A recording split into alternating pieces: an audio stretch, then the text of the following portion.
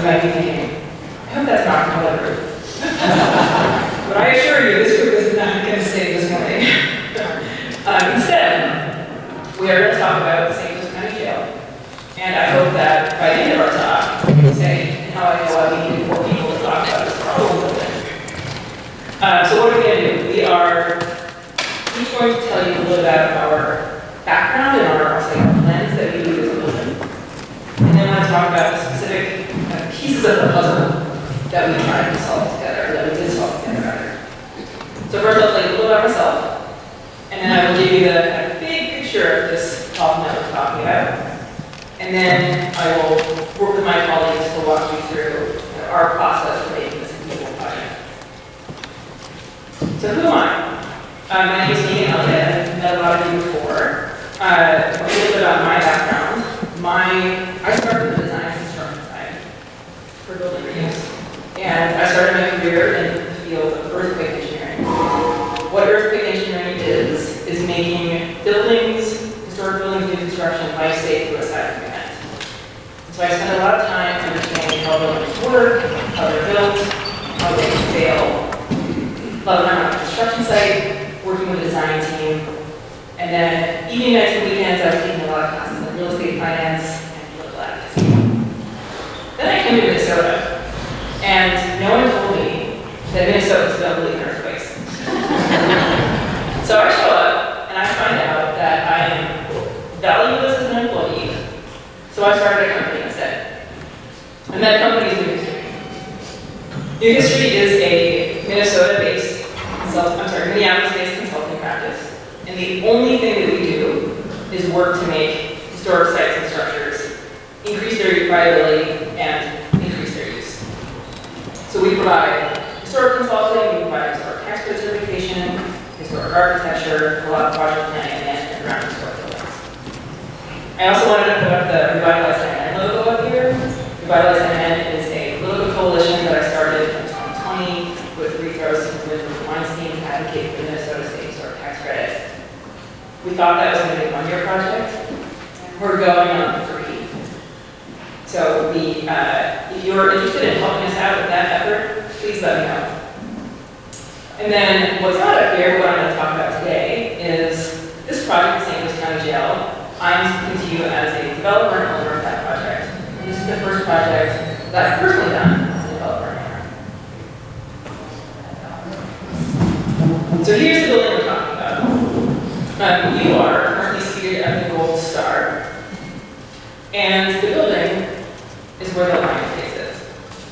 And so if you are going to the tour this afternoon, please pick up one of these cards downstairs. I also brought a bunch up here with me.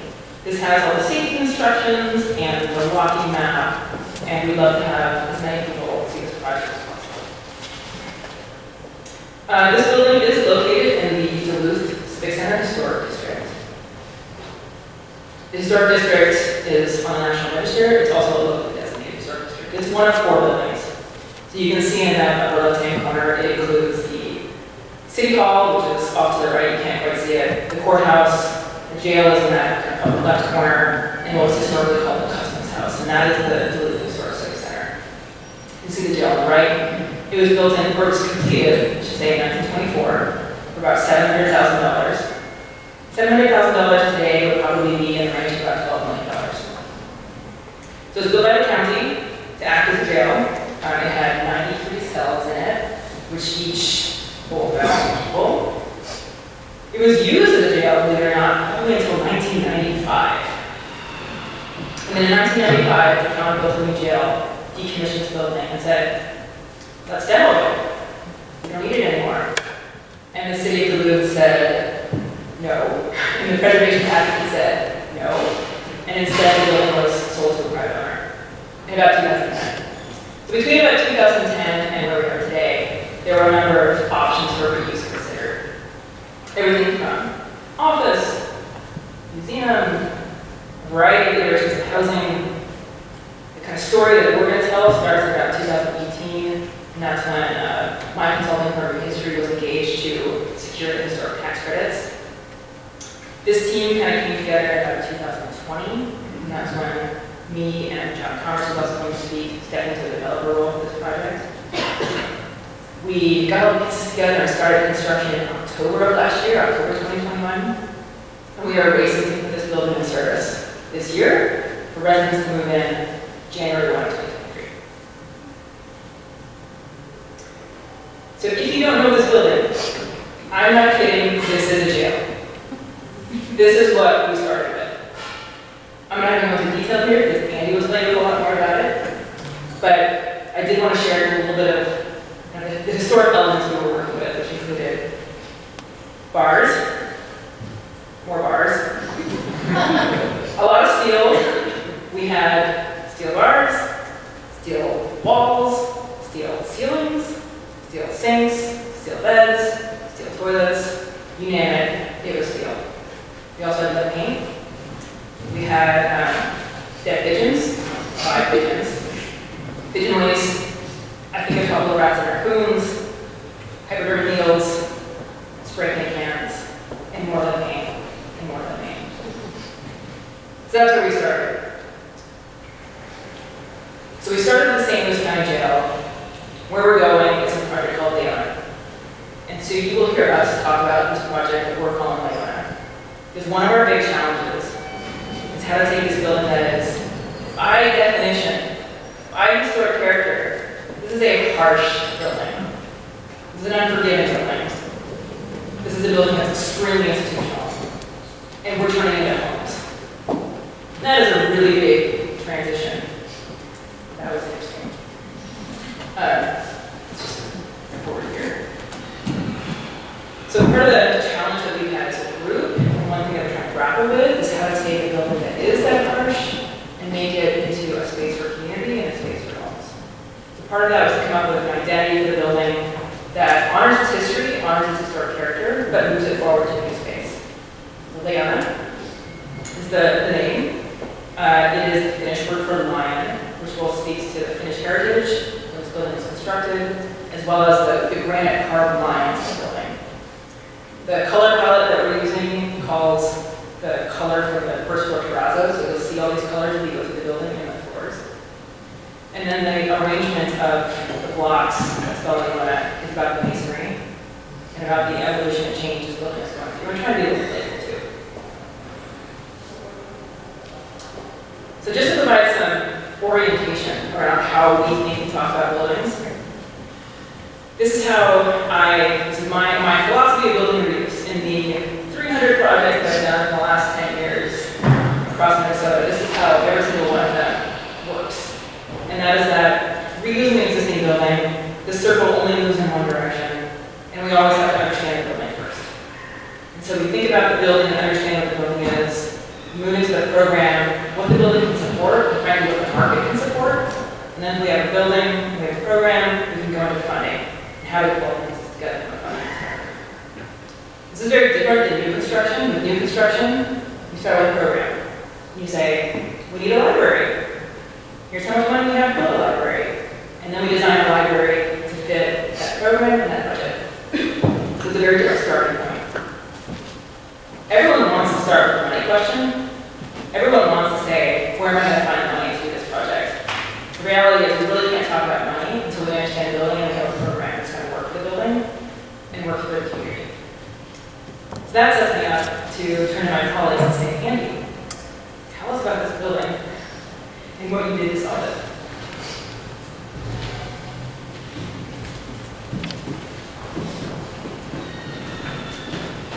Can you begin?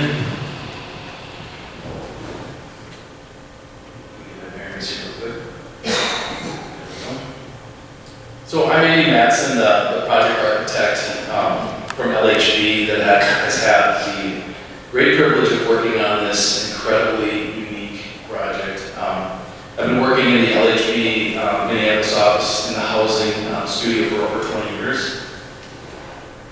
Let me do that in a second here. For over 20 years. Our studio specializes in all types of housing, from townhomes to high-rise, affordable rental to for-sale condominiums, new construction to renovation. Second here.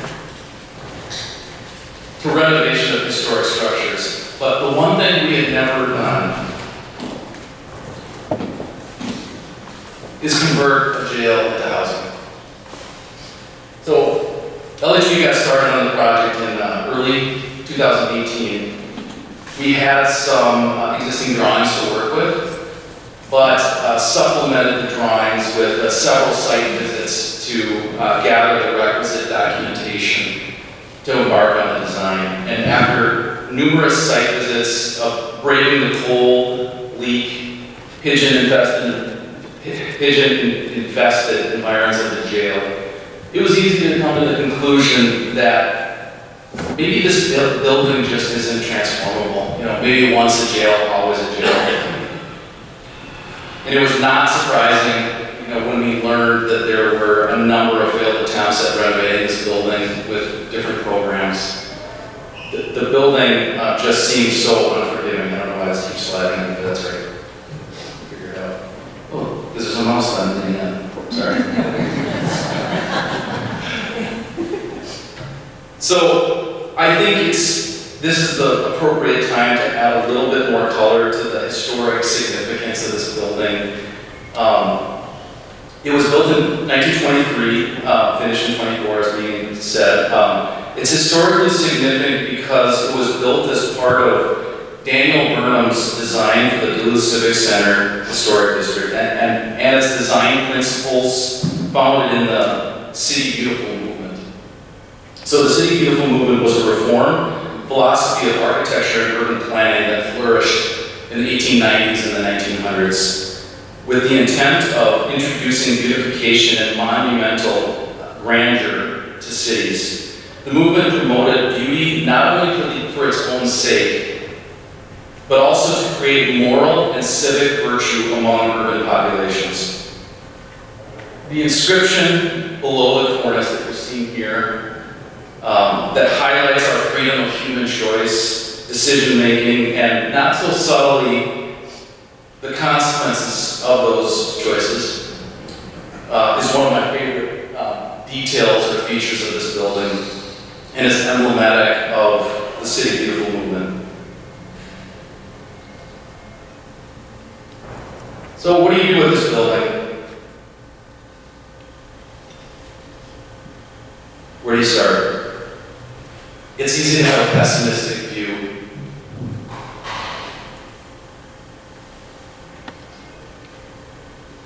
The steel bars and plate walls that contain the 6-foot by 8-foot cell structure at the second floor structurally supports the third and fourth floor cells.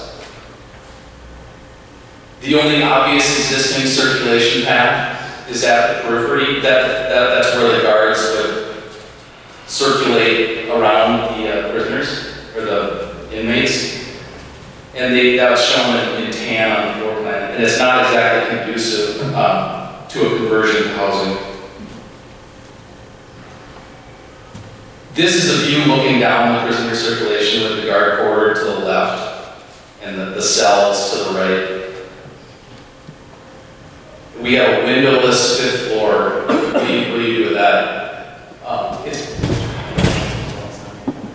It's probably worth noting that this 5th floor used to be the yard for the jail, which is fascinating. So the inmates would get their exercise up on that level, and it was open air. I think like in the 80s, they put in a precast plank roof that more or less times out at the top of the cornice to create more usable space for administrative uses for the jail.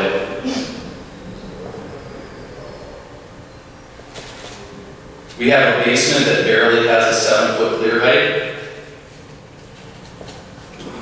We have egress complications with only one stair, lead and asbestos in abundance. Jails are purposefully rigid, inflexible, constraining, and as Meghan pointed out, it's all steel. But on the other hand, there were a lot of positive things going for this building. So let's look on the bright side. We have a beautifully restored exterior of the building that's in impeccable shape. We have a robust 12-inch concrete slab at the second floor level with substantial 3-foot deep beams on a regular 12-foot interval that's ready to take more loads. We have a windowless 5th floor, which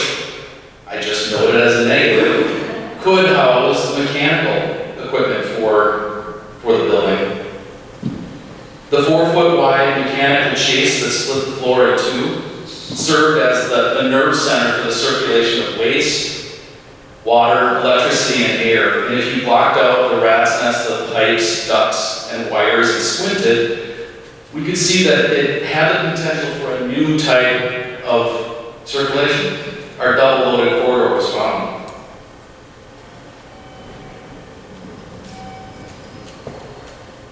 So LHB has a strong history of doing affordable housing. This put us in a great mindset to take those sharpened skills and put them on display in the design of these relatively small living spaces. In affordable housing, every inch counts, and we know all the minimum dimensions in the book, so we felt ready for the challenge. With our newfound optimism and these positive new perspectives on the project, we immersed ourselves in the code and brought the design of the construction. We brought our design to the construction services department and sat down with the plans examiners to begin a code-related dialogue. We were thrilled that the city was in agreement with most of our code interpretations, but more than that, overwhelmingly helpful in brainstorming with us to help find solutions to some of our most complicated issues. They seemed motivated and eager to see this building project succeed. The state and the national historic designation, along with compliance with the Minnesota Conservation Code, provided meaningful lenience compared to strict adherence to the Minnesota Building Code. A new code-compliant exit stair was added at the northwest corner of the building, and a new NFPA 13 sprinkler system was to be added to the building. These life safety additions ease other code issues. Number one, we were able to define the existing stair, historic stair, as the exit access stair, which allowed us to keep it atmospherically connecting 4 floors. We were able to remove the fire escape on the north side of the building, which is usually a costly item to structurally stabilize and refurbish. The construction code allows a corridor ceiling to be as low as 7 feet, so we just barely got there.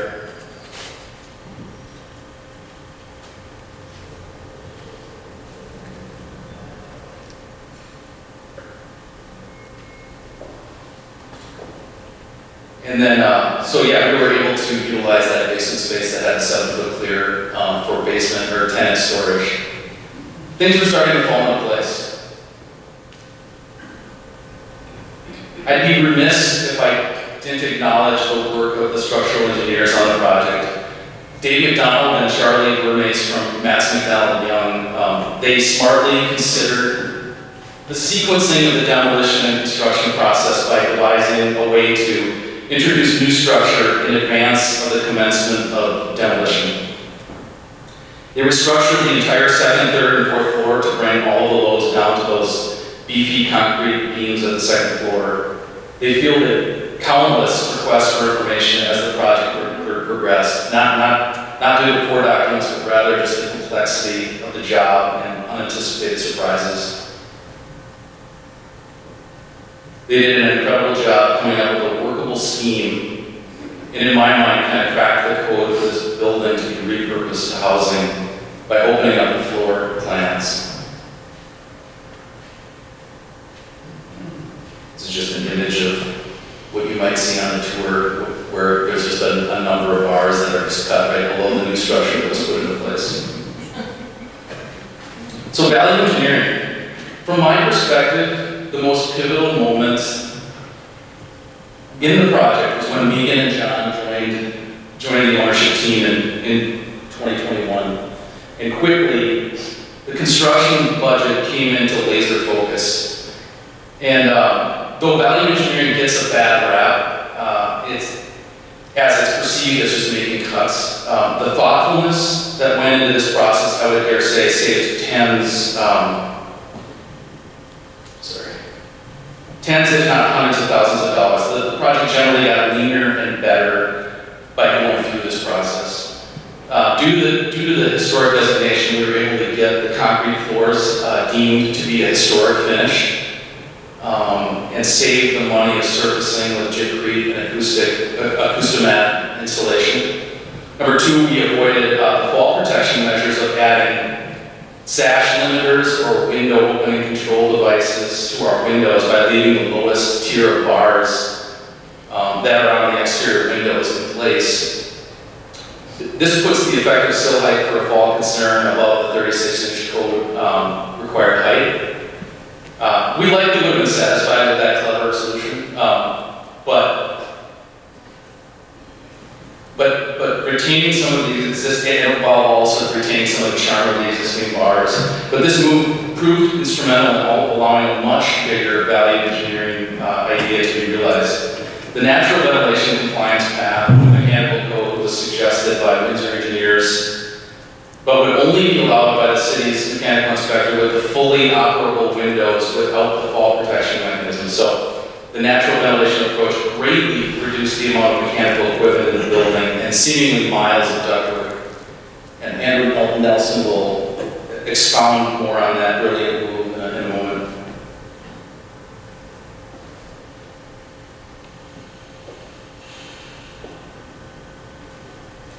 So for those of you that will be joining us for the tour of the building today at 4:15, here's a brief list of bullet points related to the status of the construction. Gardner Builders is the pre-selected contractor of the project and has done a very impressive job with a doozy of a project. I mean, we think most of the surprises are behind us, but every project has them, and it's worth going through a few of them as lessons learned. Asbestos and lead abatement has been intense. I think that's putting it lightly. It just keeps on coming. It seems like every week at our architect contractor meetings, they've uncovered more lead, or more things that need to be cut, therefore lead abated. Number two, we had some unanticipated water infiltration issues at the north basement wall, and that prompted kind of a reactionary farmer solution within the basement as opposed to expensive excavation and waterproofing process on the exterior side of the wall. Thirdly, finding out that the sanitary and the storm sewers were not separated. The city, they wanted us to install a new storm sewer line that was not anticipated and was also costly. Those are the three big ones. And with that, I'll turn it over to Andrew to talk about mechanical. Thank you. Yeah, so as Andrew comes up, I'll just say that when John and I started this project, we were probably at about a $3 to $4 million gap in terms of what the project was going to cost and the resources that we had. And part of our solution to this building was to reach out to Windsor engineers and Andrew and take a really hard look at how to make mechanical systems work in a tough building like this. Yeah, thanks, Andy. So, I guess I'm more of a work boots and jeans type guy, so pardon my awkwardness up here. I was a mechanical engineer on the project, brought on primarily to kind of look at the cost concerns of the project, try and get the thing in budget, and yet keep the historic, presence of the building. So, I grew up in the area, worked out in Duluth and Superior my entire life. I actually went to school for the HVAC service technician program for a couple of years. Did that for a few years before deciding to go back to my 4-year mechanical engineering degree. I worked at the Jamar company for 8 years as a kind of a design build engineer slash estimator, project manager for a while. And then for the last almost 3 years, I've been at Windsor Engineers, where we do a lot of mechanical, electrical, plumbing, consulting work. I have this background up here because I love working on old stuff. I shouldn't say old, historic or classic. I have a few different classic cars. There's my bulldozer, my backhoe. I built the road back to my property. I'm actually working on a 1960s Modine unit heater restoring things for my shop. So I enjoy this kind of stuff. At Windsor, we have a strong focus on constructability, just making stuff work. Have a real strong focus on cost. So kind of relates to my role on this project. So as far as this project goes, we have a lot of things to work with. As far as just constraints, code requirements, right? It's an old building, but we have to meet modern energy code requirements, modern ventilation and conditioning codes. Financial, that was a big one. Obviously, minimizing historical and visual impact of the building, as well as structural. As Andy and Wolf mentioned, it was a very big impact in the first constructability. This picture you're seeing here, we weren't able to get full-size shower enclosures even into the building. We had to specify multi-piece shower enclosures and then fit them through a window, along with a lot of the other equipment. And we worked very closely with A.G. O'Brien, which is the mechanical and plumbing contractor on our project.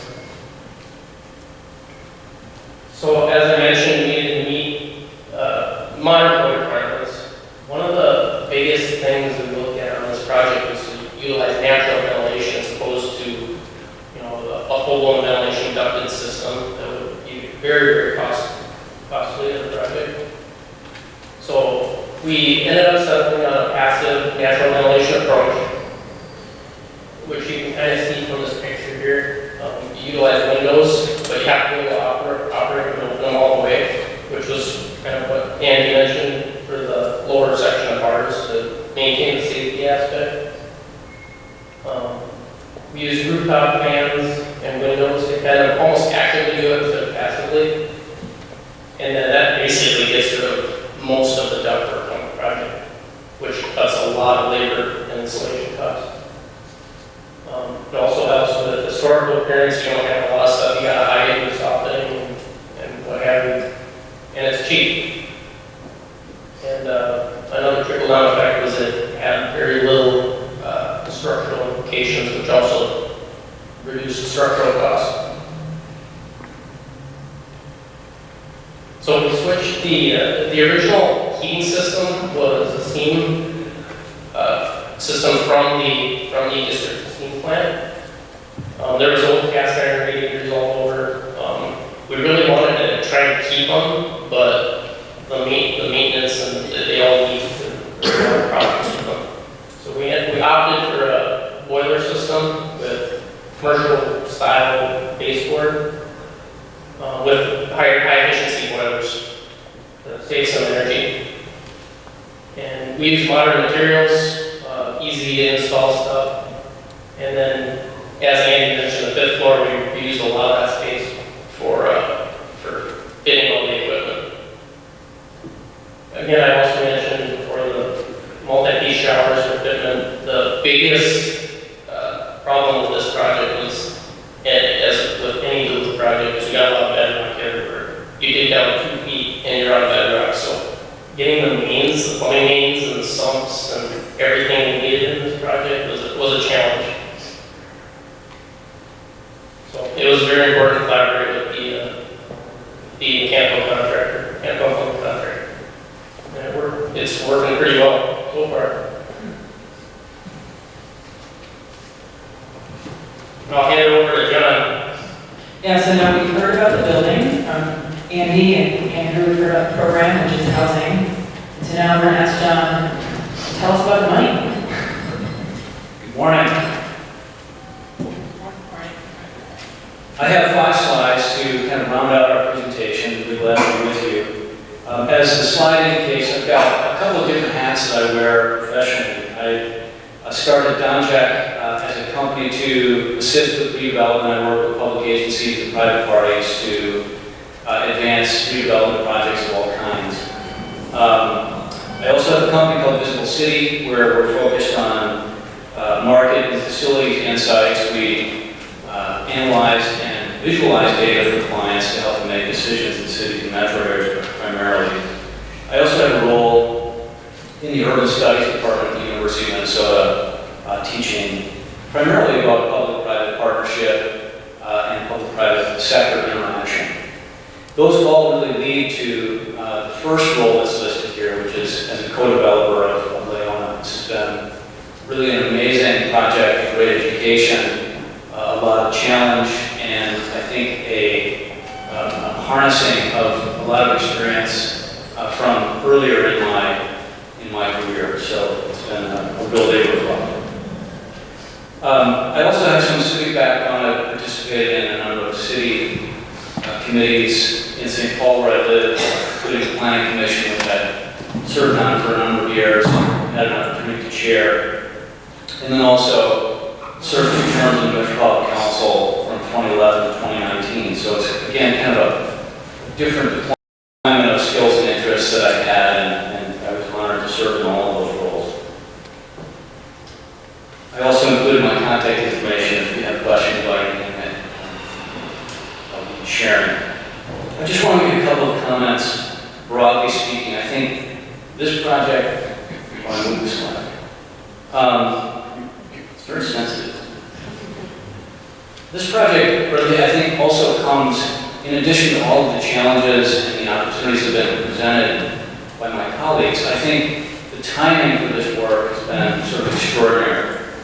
I think about how remarkable it has been to be involved in transformation of a detention facility to housing at this particular time. I think about the pandemic, I think about the murder of George Floyd, the social unrest that followed. Think about the growing impact and evidence of climate change that Mayor Larson referenced this morning.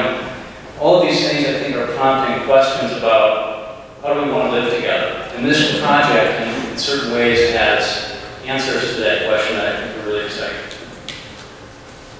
So just to jump in, you saw a map earlier of the environment, but I just want to remark on the location and the fact that this property, I think, is a great example of where the market value of the property is really different from the true or the intrinsic value.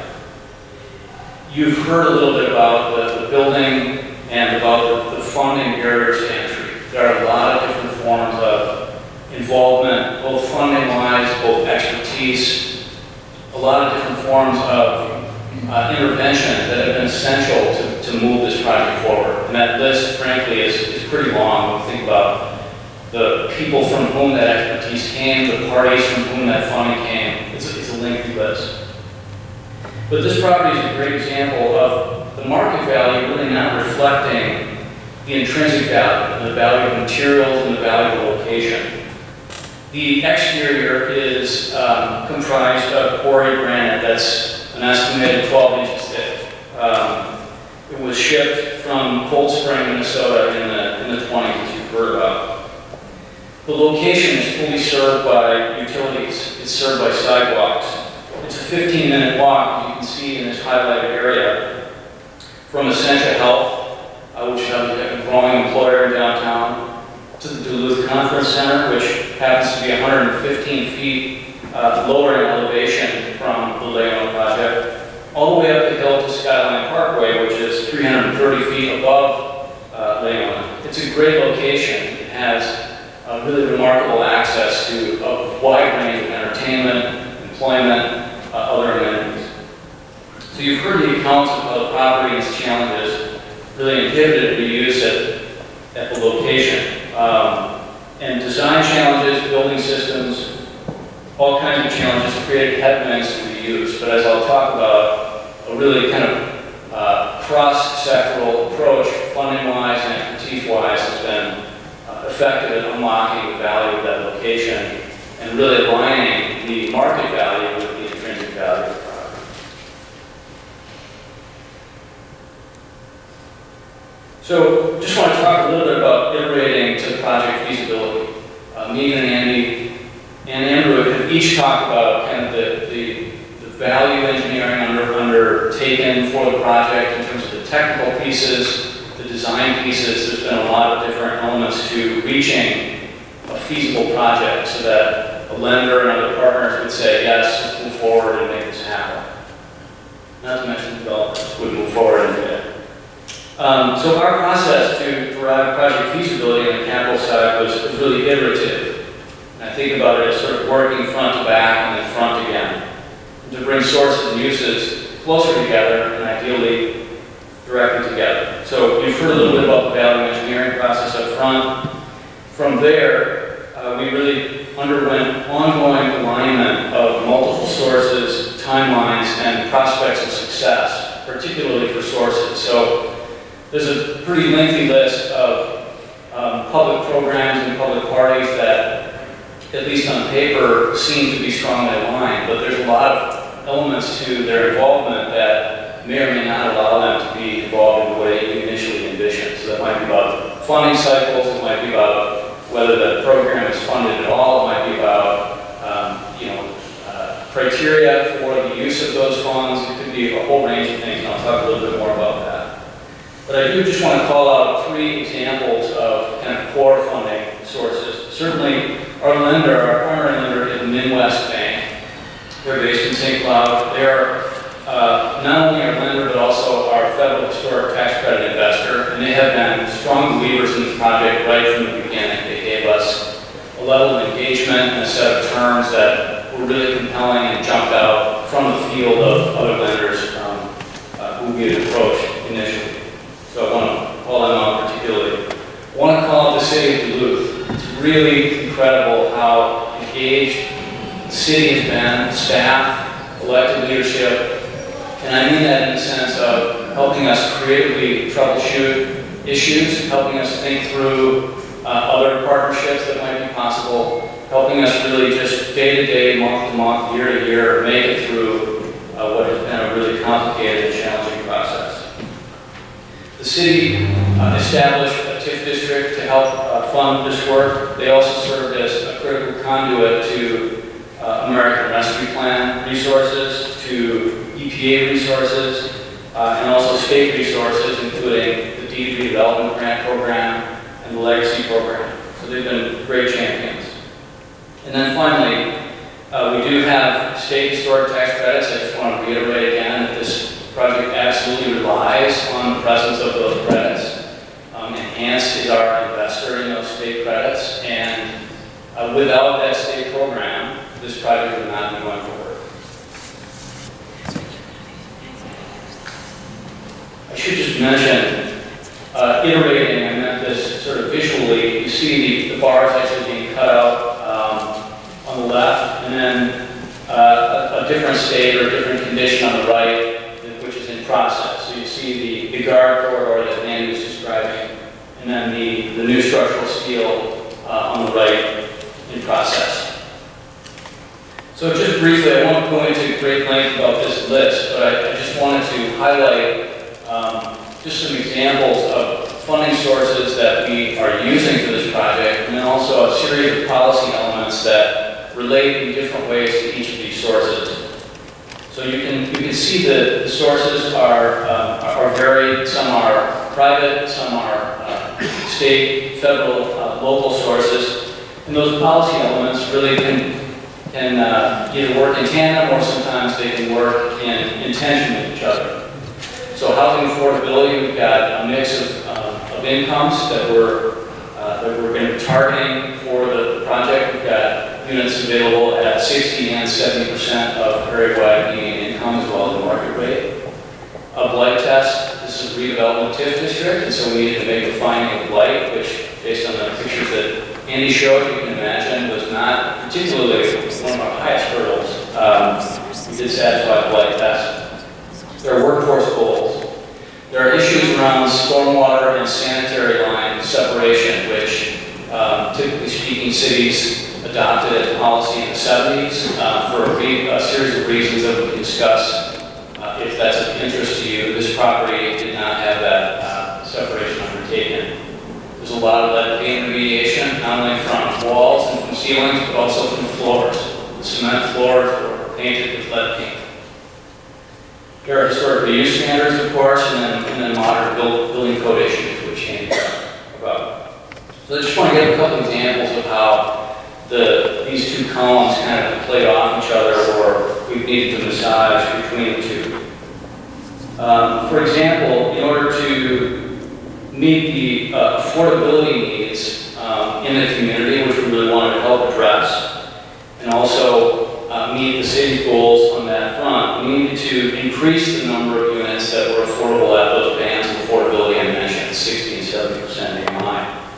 Of course, that reduces the net operating income for the project, and that could potentially reduce the amount of lending that the first mortgage lender, the Midwest Bank, is willing to commit to the project. So that's kind of an obvious example of tension where we're trying to meet multiple goals and maintain examples. The redevelopment grant that I've mentioned provides for demolition of the annex structure, which we haven't really talked about, but was a 1980s addition to the west of the building, which is not historically significant, which we demolished. So the grant provides for that, and then also lead paint remediation. But due to limited funds, the grant agreement really provides for lead remediation on the bars, but not for disposition of the bars. So that's an example of just making sure that we're being really clear about what their uses and the sources are and what limitations there might be.